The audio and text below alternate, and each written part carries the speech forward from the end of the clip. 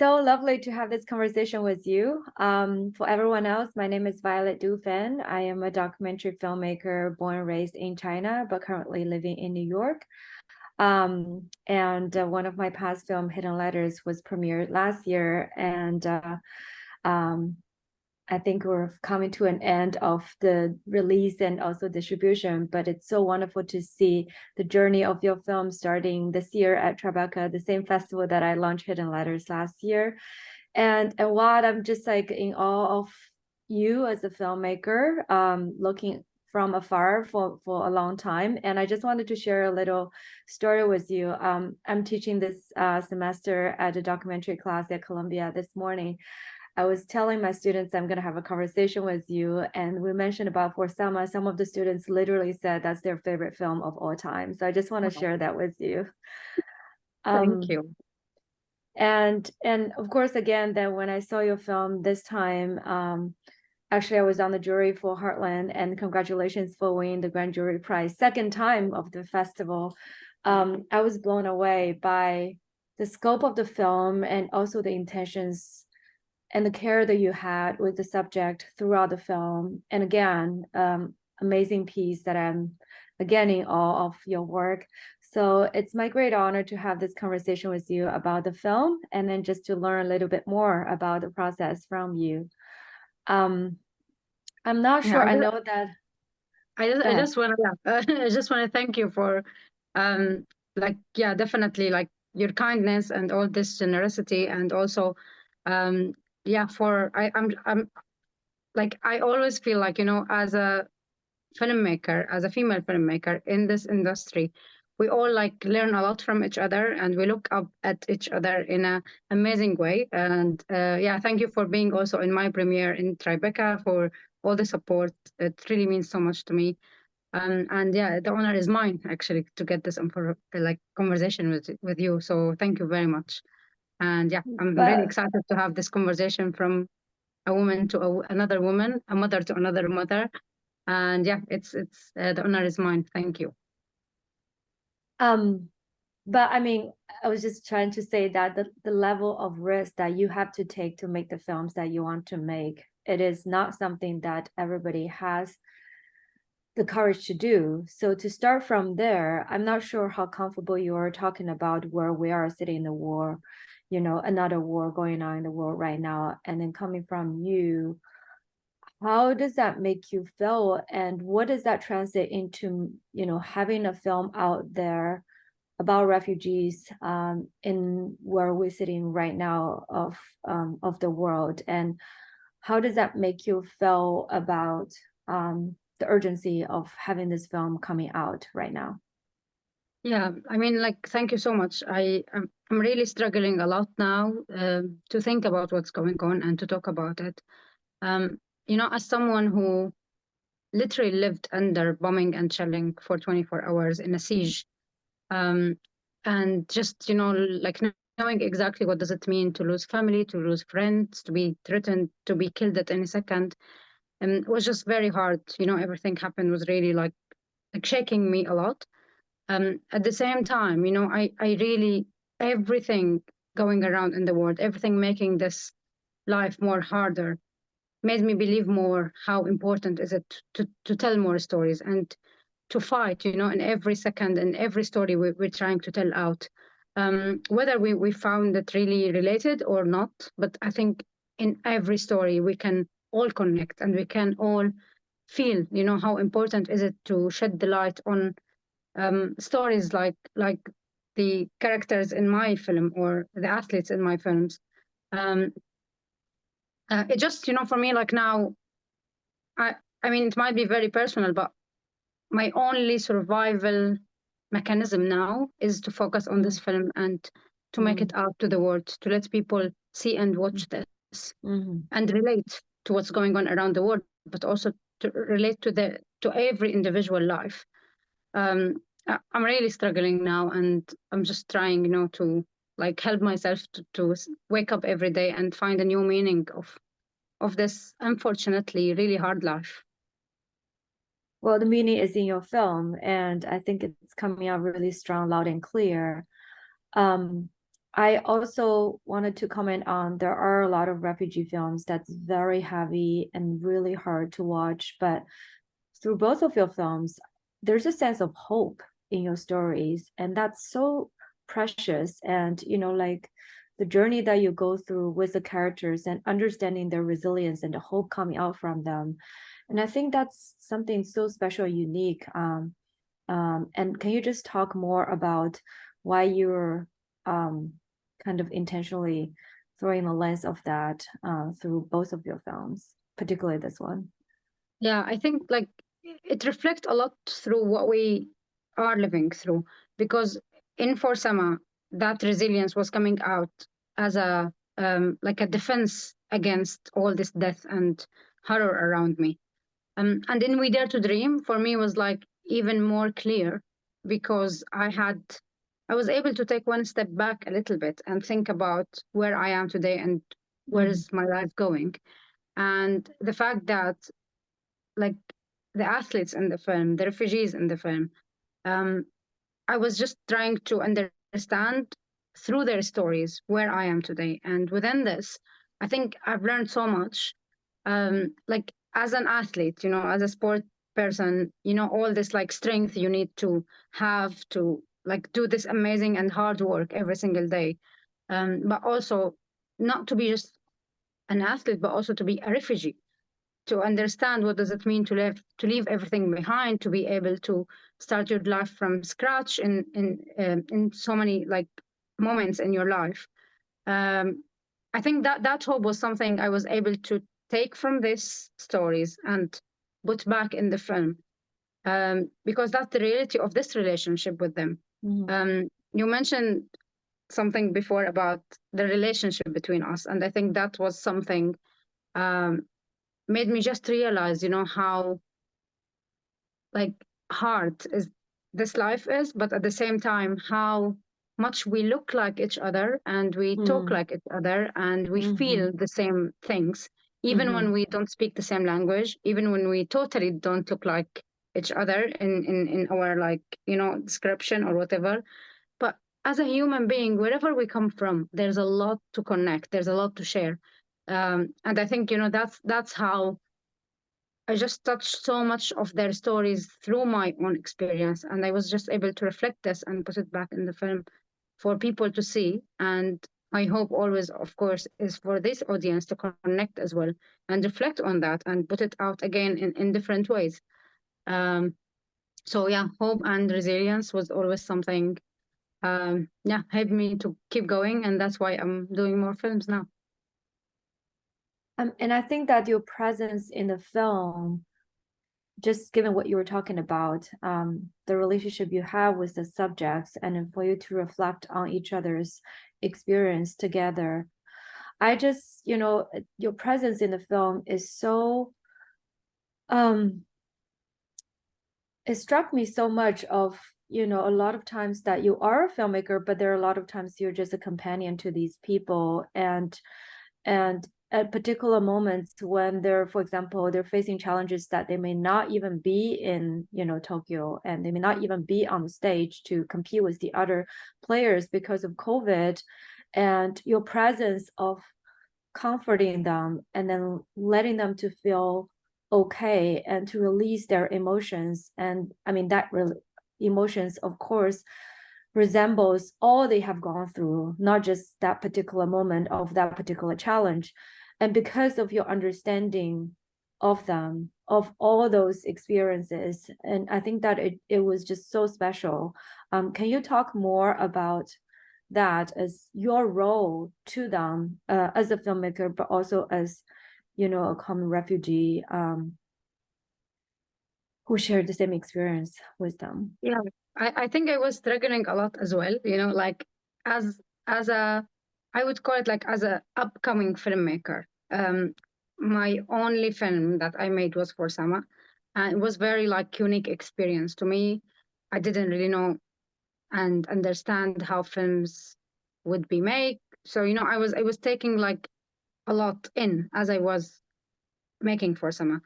And then in We Dare to Dream, I was like, that was a decision that I want to make this film. I am a filmmaker now. and I want to do more. I am learning more, and I wasn't like shy or scared, of facing this new world that I'm going to. But at the beginning of making this film, I decided that I will take like really big step back. I want to observe this as a director in different way than what I've done in For Sama. And I was like, I'm not part of this film. This is not about me, although we share a lot between each other, even before we start like learning about each other. And I can tell, I can see. But I was like, okay, I'm taking one step back. I'm not gonna get involved. I'm not gonna get emotionally, trapped with what's going on here. And I felt from day one. And it was very obvious to me. It was very obvious the way how I just like stuck so much within their experience, within reflecting on my own experience.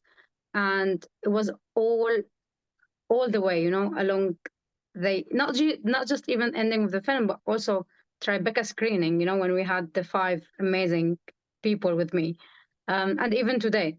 So I think like we can't not care, and I can't not care. I can't not build this relationship with each other. I can't just be behind the camera as a like I can't. And I tried, but I failed, and I love that failure with that.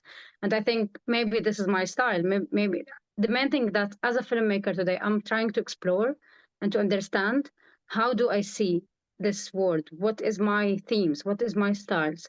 And I think, yeah, that was maybe very clear for everyone. But to the point that I think at some point in Tokyo, in the games, one journalist in the arena came to me, and he was like, "Do you know Kimia? Kimia is one of the athletes in the film." Yeah. And I was like, "Yeah, yeah, I know her." And he was like, "Is this your sister?" I was like, "No." He was like, "Is this your friend?" I was like, I was really shy to say like I'm making a documentary about her, but I was like, no, like yeah, she's my friend. Maybe she's my friend. And he was like, yeah, because I can see you jumping like 1 meter over the ground when she's like doing something good, and I just didn't understand like who you are to her. So I think it was very obvious. And yeah, you can hear my voice in the film in so many places. I cried so much. I'm still crying every time I'm watching them. So yeah, maybe this is my style. This is my, like how I deal with films.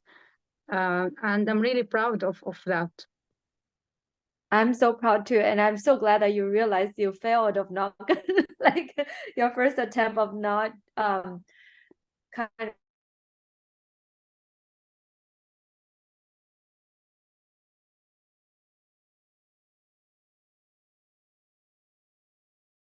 their feelings on a deep level with them, and that's what moved me so much. And congratulations on that. Thank you so much. Can you also share some stories of behind the scene that you actually didn't put in a camera, of moments like only you can understand what they're going through, but they may not be verbally expressive in front of the camera? Yeah, I would love to hear more. Yeah, I mean, there was a lot of moments. There was a lot of other people who we followed for a while, but unfortunately we couldn't like make it to the final film. Um, like I think one of the main themes was the motherhood and being a mother. And this is something like, for example, we shared so clearly between me and Angelina, where like she had to leave her child, uh, trying, sacrificing everything she wants to do just for getting him a better life. And I personally had to leave my child for 5 months before I came to the UK. Um, and that was like something, it took me a while as a trauma, because it was just something happened suddenly to me. I wasn't planning this, and it was just very hard experience, when you just like close something and you don't want to even like think about it. And then I saw it very clearly between me and Angelina, and I had to deal with that um, for her. And it was something really like struck me in so many places. Um, and there's also other positive stuff, when when I've seen Saeed with his parents, their relationship, and the amazing story at the end when they meet again. And that was like something, it was really like very real to see, because you can see your own life, again and again happening with different people who again speak like different languages. um there was also like really amazing moment with the humor that these athletes like, like just these jokes that they make, and sometimes it could be in English, but it's not really understandable for English speaker native people, but like for us, I can understand their joke, how it reflect in different culture. It was really like funny experience. Because yeah, we speak like different languages, but our jokes almost the same in different ways. So it was like, yeah, Can it you was give an really example? I think this is one thing we didn't make it to the film, but we were interviewing Cyril in the Olympic Games, in the Olympic village, and we were talking with him in English. Like, he's from Cameroon, I'm from Syria. We both refugees in the UK, so we both speak English, like good English. And we were just like talking with each other, and then there was a Spanish journalist next to me, and she was like listening to this, and she was really interested in like talking with Cyril. So she said to him when we finished, and I was still next to her, she said to him like, you're from the refugee team? And he said like, yeah. And then she said, do you speak English? And she was listening to him speaking English with me, but maybe our English was not, clearly English. So she was like, do you speak English? Can I interview you? And then he suddenly like said to her like, English? No, I don't speak English. No English. English? No English. And then, like he took it very seriously. And I was just like laughing, like really crazy. And she was like, oh, sorry, I thought you speak English. And then she was about to leave when, like, I mean, only me and him just like really laughing. And then she was like, what's going on? And then I was like, it's shocking actually, but maybe not clear joke to you. And then yeah, we all were laughing, and then like she did an interview with him, and yeah, it was just funny, like to see things in different way. um yeah, so it was quite an experience for me, and I'm just so grateful for them letting me in their lives. I'm so grateful for everyone who worked with me on this film, from my producer Joanna to every single person, because it was a big challenge, and like I couldn't be where I am today without each person and each one of them, what they've done in this film to make it how it is today. Can we talk about this? Because, after Yes. I was watching the film, I'm like, this is logistic nightmare. How do you guys do this? But, as a director, you have to worry about all these. I mean, of course, the producers help, but like you still need to worry about all the logistics and then that kind of level of anxiety.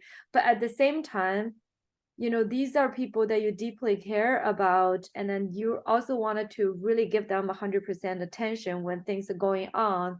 How do you switch your head, in such a like a hard film to make? Yeah, I mean, it was COVID as well, and that was giving every level like really, really hard logistics as well. But I think like what was very interesting for me, that this new experience is something like I was confident I can make it and can do it, but you can't not doubt yourself, especially when you're going into something really unknown, and you know that your knowledge in this place is not enough.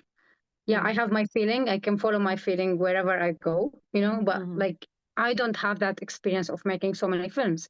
And that was like the biggest thing I had, to like deal with. I moved from using one camera with one little mic in Aleppo, alone with no one.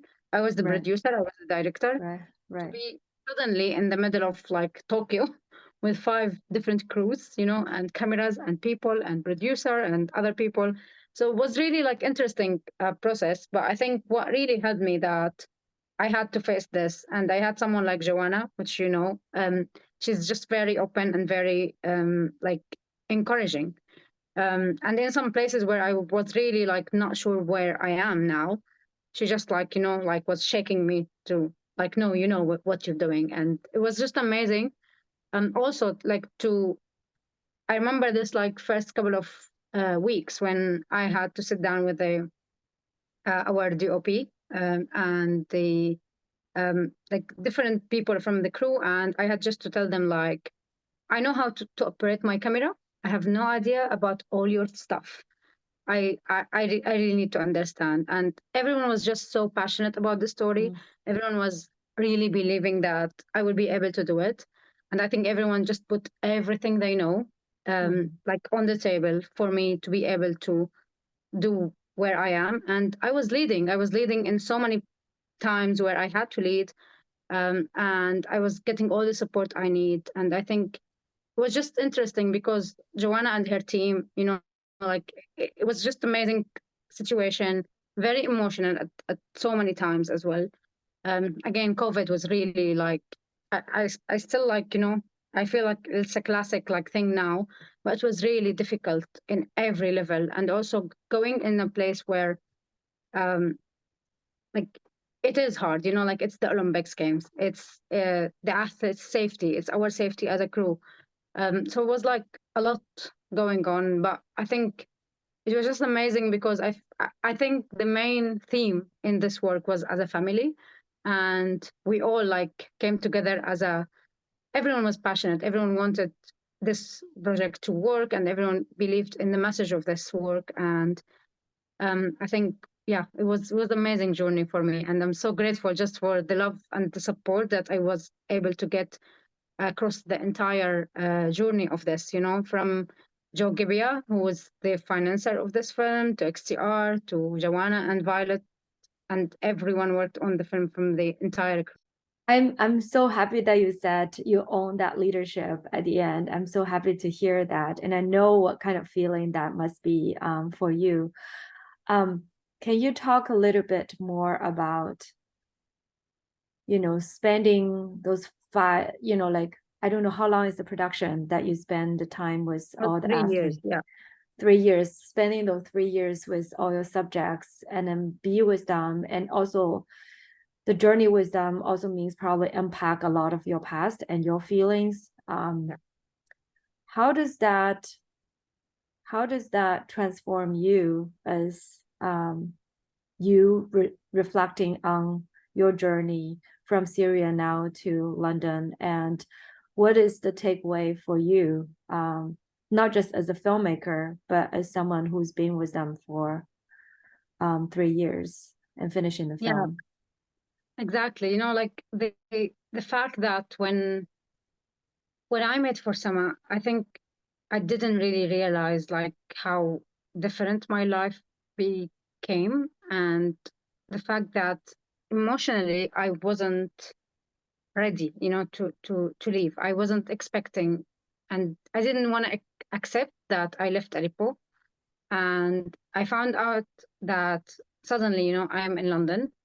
Uh, all my heart, all my mind, everything I'm talking about was still in Syria. And I didn't want to leave. And I didn't want to, like just turn my back and start my life over. I wasn't ready for that. So when I decided to make this film, I thought like, okay, this is maybe would help me a little bit. And this is at least will like just make me focus on positive things and different things in this journey. And what I realized after 3 years of working on this film, that was as a therapy, that more was as a reflecting on my own journey, trying to accept. And I said that in the film because it was very life-changing to me. I understood that it's okay, that I'm not there anymore. It's okay that even when I'm feeling I'm still there, but I want to look forward as well. And I want to be with my daughters, and I having them now like growing up in front of my eyes without me realizing where I am today and how like I've been now. It's 12 years since the uprising in Syria started. We lost so much in that, and I'm not ready, to just face all of this loss across the years. But I think living with these athletes, understanding their amazing journeys and the way how they became refugees, the way how they face today. I think the most important message for me personally was like, it's okay to be tired. It's okay to not accept. And it was like very different from everyone who expect to see like films about refugees and sport and this, it was like all about winning. It's always about like being okay. And we are the strong people and we can do everything. We're superheroes. Like, no, we're not. We're not superheroes. We're not even also victims. We're not also villains. We're just ordinary people trying to do everything normal in other people's lives.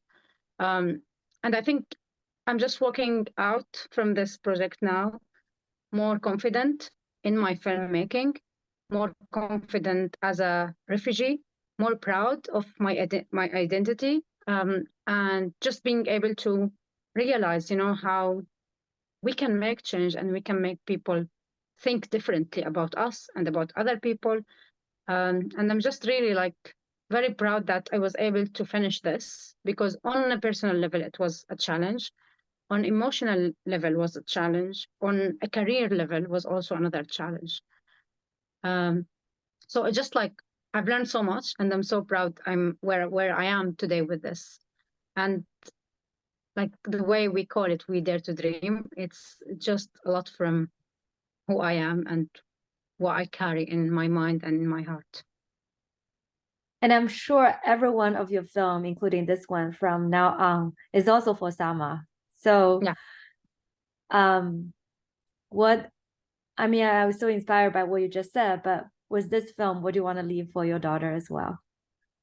Yeah, I mean, they already involved in that, and you see them at the end of the film, because for me, it was like, like I was learning a lot, and I wanted them to see this new light in my life, which was this amazing 5 people and the entire journey and the entire acceptance and healing, maybe, as a first step of my trauma.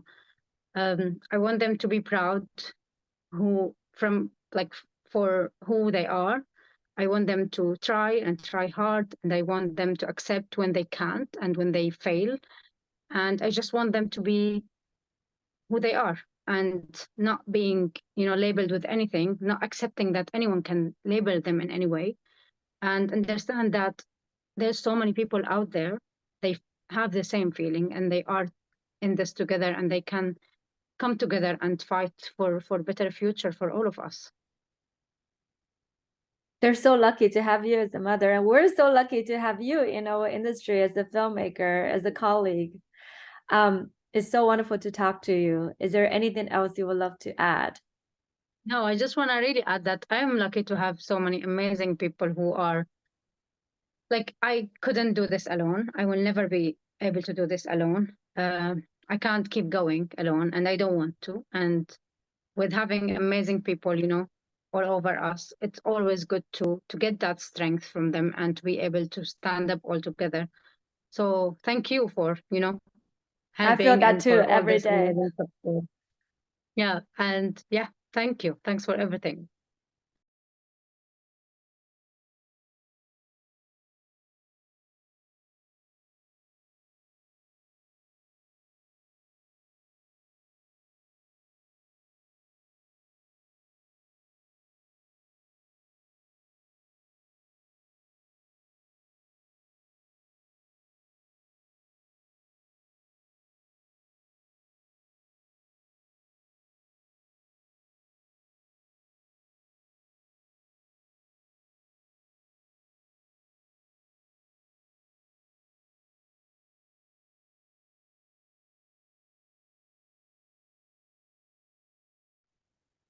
So yeah, I was just really grateful for all the love and support along the entire journey, from Gebbia, the financer of the film, to XTR, to Joanna and her team, to all like the member of the crew from like, different countries. And that was amazing as well. To the athletes themselves, to everyone who believed that this is an important story and we should really like do it in the best possible way.